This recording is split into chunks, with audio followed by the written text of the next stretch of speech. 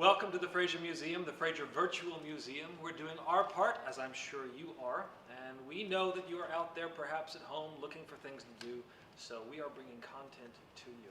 And I thought today would be a great day to talk about something that perhaps not everyone gets to see, and that is something from a long time ago, how a knight was put into full armor. You'll notice I'm wearing something that perhaps people wouldn't ordinarily wear. And my squire today will be Brian West, another teaching artist. And for this, we'll describe how a knight was put into plate steel harness. Now, if we can pan down a little bit, you'll notice that I've already put on the bottom parts of this, what we call the leg harness part of this particular armor. Now, I will say this, and let's talk about knights for just a moment. In the 15th century, if you were thinking of a knight, forget about the idea that a knight ran onto the battlefield on his own 2 feet, swinging a sword around, hitting anything he saw. No, more often than not, a knight arrived on the battlefield on a horse. Now, the horse was the primary method to get there. It was kind of like a tank, and sometimes the horses themselves had armor. And so, when you saw this massive formation of knights on horses coming, it must have been terrifying, and that's exactly the idea. Now, to do this, I'm basing all the stuff we're doing here upon a pamphlet, a paper written a long time ago in the 15th century, and that was entitled, "How a Knight Shall Be Armed at His Ease," which is good for me, not so much for him. The squire does all the work. So, let's start from the very beginning. In this pamphlet, it says, "A knight shall wear a doublet of fustian." That's what we have here. This is the doublet, this top piece. It's made of cotton and linen, cross-woven. It says, "A knight shall wear soft woolen hose," as you see down here, perhaps, these red hose. That's wool, like wool tights, basically. And then soft leather shoes. And I'm going to put my foot up here so you can see it. It looks kind of like an elf shoe, doesn't it? This little point up here. That's kind of for fashion as much as anything. Now, it also says start at the feet and work your way up. So that's what I've done already. I started with the leg harness. And let me describe what these pieces are. Lower leg here, this piece is called the greave. Now, this is a whole or a full greave, meaning, if you can see, on the outside here, there are hinges. And on the inside, there's a strap and a pin. And it closes and encloses the entire lower leg, the shin and the calf. Very good protection for the lower leg. Above that, we have the knee cup, or polane. Now, when I refer to something called a lame in armor, what I'm referring to is an individual piece of steel. So this polane is made up of 4 different lames. You can count them with me. 1, 2, 3, 4. One of them, however, is what forms the very peak here and comes back to a fan plate or a fan guard. And that is, as you can see, protection for the side and the backs of the legs. Above this is the cuiche, the protection for the thigh. Now, can anyone guess why I'm not wearing armor on the insides or backs of my legs? If you said horse and riding on a horse, you'd be right. I mentioned that earlier. How difficult would it be for someone, particularly someone in plate steel, to sit on a saddle if they had armor on their groin? Not at all. So, often what you would see is some additional armor, and this is a skirt of mail. These little patterns on the bottom here are called dags. It is a dag skirt, and yes, it is very much like a metal miniskirt. I can do a little dance for you there. This protects some of those regions that we can't get to with plate steel. Now, as I said, the armor, you start from the bottom and work your way up. So the next thing, if you can imagine, would be right here. The breastplate and the backplate. Now, Brian's going to grab this from behind me. As he does this, I will say that the armor you're seeing me put into, the harness I should say, is based upon a sculpture in Germany, the sculpture of St. Florian. Now that's neither here nor there, but it's important to note that in the 15th century, this particular style was a very popular style. We'll call it a German or Gothic style of harness.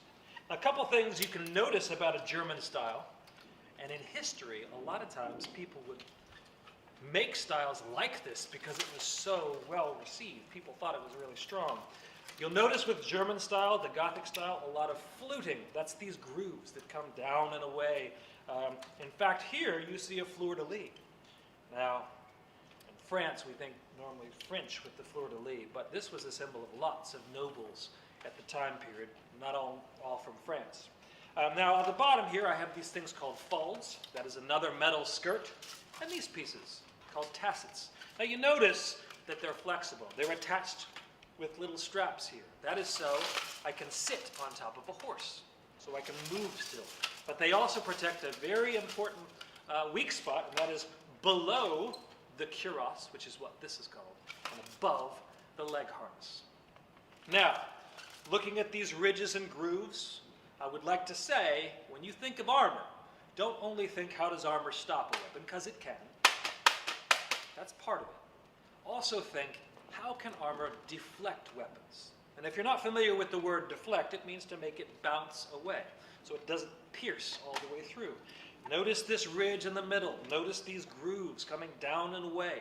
These may be an attempt, curved around my body, to keep sharp points from piercing and make them deflect away from my vital organs, the chest, the lungs, the heart, the kidneys, all of these important things. Now this armor is thicker in the front, thinner in the back.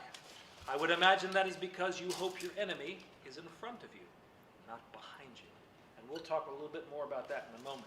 Now I've gone up to the chest. I need to go out the arms. Brian is going to hand me, or going to help me put on these arm harnesses. Now before we go any further though, I want to show you the inside of one of these harnesses.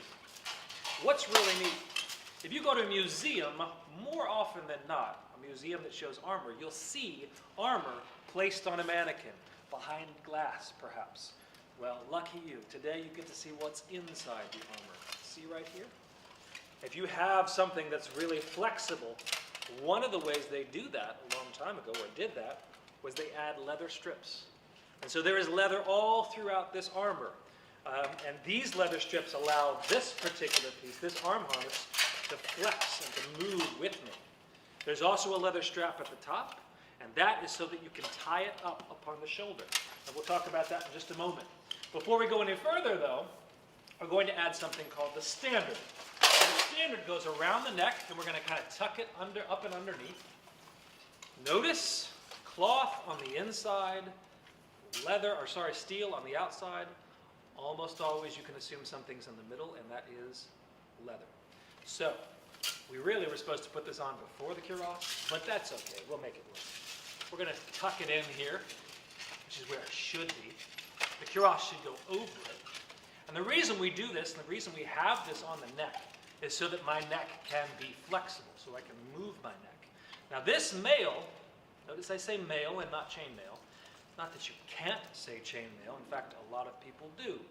But most historians who deal with armor will just call it mail. It comes from a word a long time ago which means mesh or net. So to say chain net would be kind of redundant. It'd be like saying wet rain. So, the nice thing about mail is it is pretty good protection from the slice of a weapon, the edge moving along like so. Now you're probably not going to slice through this mail. However, it's flexible. You saw that in the skirt, and you see that here. The problem with being flexible is if my opponent has something very, very heavy. So, let's say a big hammer, which those were found on the battlefield as well. That would probably do a lot of damage regardless of whether it get through this or not. Now, what Brian is doing is he's pushing up what are called points, arming points, right through this mail. From those points, we will hang the arm harness. And this normally takes the longest amount of time. While we're doing this, I'll mention a couple things.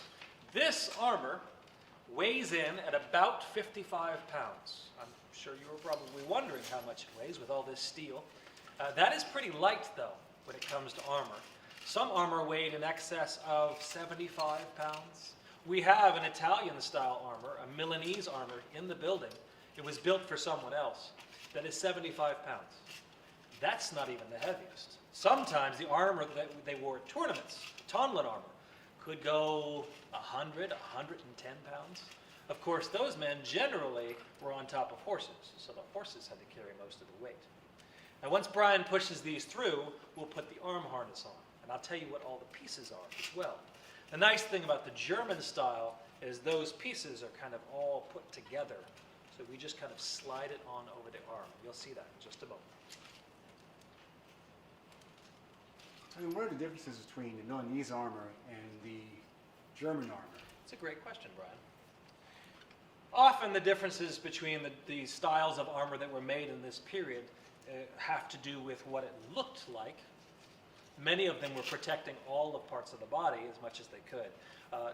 Often the Italian style, this piece, this cuirass, would be built differently. Now this one, I don't know if you see, has a rivet right here in the middle in the front. And that rivet keeps it very stiff. It doesn't move around much.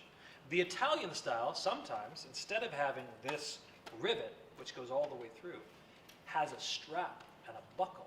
And it's made with two pieces, one underneath called the placard, and then the breastplate. The reason that's interesting is that instead of being stiff, as this is, it works like a ball and socket joint, so that these pieces allow you more mobility in your upper body. I'm kind of stiff here at this point.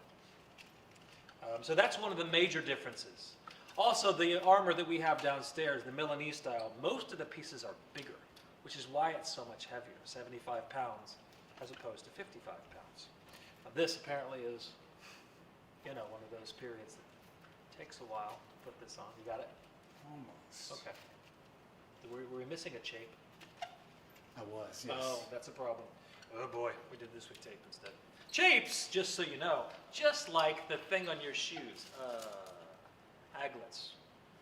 I think in German it's like Flügelbinder or something. But those little things right there, these little points allow you to push it through the holes. Same thing if you're tying your shoes. Well, if you're missing it, you see what just happened. All right, so I put my arm in. This basically just slides on over the arm. And what we have here are a few pieces I should talk about. Right up by the shoulder, before he ties that, go grab a Bessigue. We're going to add one more piece. This is called the Bessigue. Looks like a little flower. It makes me look pretty. Thank you. I know. So this is going to go on first, and it is additional protection. Can anyone see what it protects? Right under the arm. Why do I need extra protection under the arm? Well, it's difficult to put steel inside of a joint that closes. It'd be difficult to close that joint if I had steel all the way here, and it'd be hard to move. And it's important not only that I'm protected, but also that I can move on the battlefield. So this ties up to the shoulder, one point, just one single point. It straps around the elbow, and it also straps around the lower arm. Now the pieces are, on the shoulder, the pauldron. There won't be a test. The pauldron, this we'll call the upper cannon. So if this is called the upper cannon, then the lower part would be called the lower cannon. And here is what's called the counter, or elbow cup. Now, I know you might be looking at this, and I did when I first saw it. You might be looking at this and thinking, whoa, look at that sharp thing. You could do some damage with that, right? Well, I remind you what I said earlier about armor deflecting weapons. There's about 3.5 inches between my elbow and the edge or the tip of that little point here, this cone. It would be very difficult to get any weapon to crush that all the way down to my elbow. This is more for defense than it is for offense. Now, at this point, sometimes people will ask about mobility. Is it difficult to move? The more we put on, the more restricted my motion. But I can move. I can certainly move my arms most of the way. I say most of the way because you'll notice Brian is tying this up to my shoulder, and these pieces hang from that one point. Well, the leg harness that just showed you earlier also is tied up with these same types of points to the bottom of this shirt, this doublet. What that means is, if I want to lift my arms, can you get that with it? If I want to lift my arms, right about there, it starts to stretch the doublet, and I start lifting my leg a little bit. So I can't really, you guys could probably do this at home, lift your hands up, straight on up to the sky. Well, that's as far as I can go. Which means that I won't do a lot of weapons above my head. often the weapons will be here, kind of like when you'd hold a bat perhaps, as opposed to above your head. Now, we've gone all the way up, this way, and out the arms. Next, I need to protect. If you said head, you'd be right. But before we put the helmet on, you can show them if you wouldn't mind grabbing the helmet. We'll look at the helmet for just a moment. This is called a sallet or sallet. It is a French term describing this type of helmet. Notice a couple things.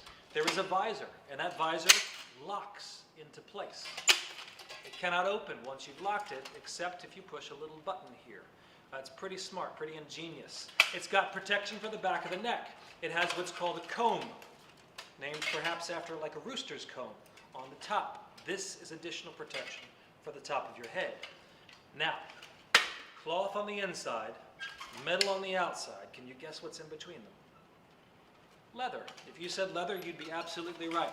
If you see these rivets all the way around, those rivets hold on a strip of leather. To that leather is then attached this cloth padding. Now this is really smart.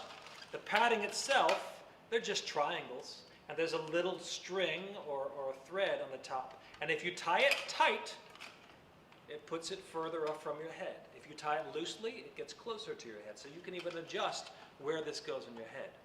But the reason I'm not going to put this on just yet is because it does not have protection for the lower face, the chin, or the neck. I need that. So I'm going to add something first, and it is called a bever. This is the bever. Those of you who are Shakespearean scholars, I'll add this. In Hamlet, you may remember they were mentioning the dead king Hamlet, and they say, "Do you recognize him?" "No, he wore his bever up." That's what we're talking about, by the way. Everyone back then would have known. Nowadays, not so many. But here is the protection for the lower face, the chin and the neck. If you notice, cloth on the inside, metal on the outside. Guess what's in between? You got it, leather. So this goes just here under the chin. This is often the time where the fit of the armor has to be very precise. This armor was made very specifically for me and my body and the way my body works. If it was someone else tried to put this on, there would be pieces that work, that fit. But once you get to this kind of point, then it's so you can tell that it's made specifically for my body, how my head sits on my neck and whatnot. And so this fits basically me. It would have been the same thing a long time ago. Now, we put on the helmet. I like to think, you don't have to, but I like to think Darth Vader at this point.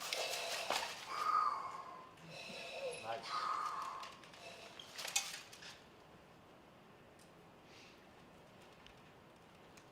Strap under the chin, that's all it is. A strap under the chin, there it is on the top of the head, and now I have most of my protection.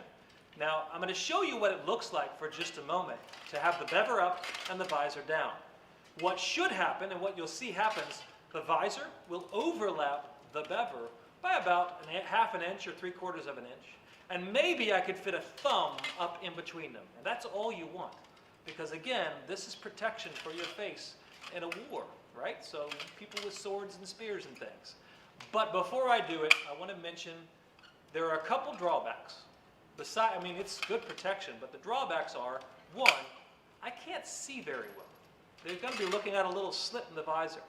So if I'm looking at someone in front of me, maybe I see their head to their knees, maybe, or their head to their waist, and that's about it, a little sliver of the world. The other thing that might be a drawback is that it gets stuffy in here. Many of you, perhaps at home, maybe you're even wearing your pajamas, who knows, but you've got clothes that can breathe. Your body can kind of let the heat out. Well, I'm wearing steel. Where does the heat go? Well, a lot of it comes right on up and congregates and stays right up here in the helmet, and it gets pretty stuffy and hot. But I'll show you what it looks like. You can see how difficult it would be to get any weapons in here. You can see, I can fit maybe a thumb in there. It overlaps the bottom. Hopefully you can understand what I'm saying. Rachel, give me a thumbs up if you can hear it. Excellent. Oh, very nice. She's trying to... So you can see how difficult it would be for anyone to get a weapon into my face. But often on the battlefield, we think at some point, once you perhaps attacked with your horses and maybe had regrouped, you might raise the visor up just to see what's going on. It could get rather chaotic out there. So, the last thing I need to put on, protection for the hands. And we've got what are called gauntlets. These are articulated gauntlets. By that, I mean each of the fingers can articulate like a glove. You see the glove on the inside, insider tip if you're building armor, that comes from one of our local home centers, actually. Just a normal leather glove. And then, of course, there's a little strap right around here. It covers over some of the lower cannon. And this is protection. This is the protection I get for my hand. Now, there was another style at the same period, the 15th century, that was what we call a mitten-style gauntlet. You see how this looks like a glove? What you just imagined? Probably correct. A mitten style had one lame or piece of steel that covered most of the way, and then another lame that covered the rest of the way over the fingers, and opened and closed, as you imagine, like a mitten. Now lastly, we'll put this together. There you go. And I am fully armed. Now, I don't know if anybody was timing this. There's probably a little timer at the bottom of the video down there. But generally, with one squire, 10 to 12 minutes perhaps, which is interesting. You might think, well, when do they get into their armor? When they're going into battle? Is it long before the battle? Possibly, but it's also equally probable that they were getting into armor as the battle had already started. Often the battle started with archers shooting arrows as far as they could into the opponent's army. And then perhaps men with halberds and pikes on foot. And then the last people, likely on the battlefield, were those people in knights, or those people in armor on horseback. And often the weapon that you would use would be a lance. I mean, imagine if I could reach 10 foot out there with a big long spear. That's a great weapon to have. So the lance was the primary weapon, but sometimes if the lance was lost, maybe it got stuck in something, you might need another weapon, something like this. This is what we call a hand-and-a-half sword, knightly sword. This is often one of the weapons that people associate with knives. And yes, knights would certainly use something like this. But, and maybe you should cover your ears, but this is probably never going to cut through the armor. So, when knights were fighting one another, often they would change the way they used the sword. They would hold the sword more like this, so that the point could be used to get into the weak spots. And if you've been watching this, perhaps you've been noticing there are weak spots. Under the arms, inside the elbows, inside the hands, the groin, the backs of legs. All of these were weak spots. And so that's what the opponent would typically target. So now you know how a knight would be put into full harness, at least in this particular style. Every style had slightly different little things that you had to do. But this German Gothic style was very much what they would have done and used in the 15th century. I thank you so much for tuning in. I hope if you have any questions, maybe you can email us and we'll answer if we have something, or we can maybe send you links as to where you can find more information about this. I thank you so much for tuning in. I know we're all here in a time when we have to all kind of join together, and we're glad that you're here to join us virtually, and we hope soon to see you in person. Thank you so very much. Have a wonderful day. I'm Tony, and this is Brian. Thank you.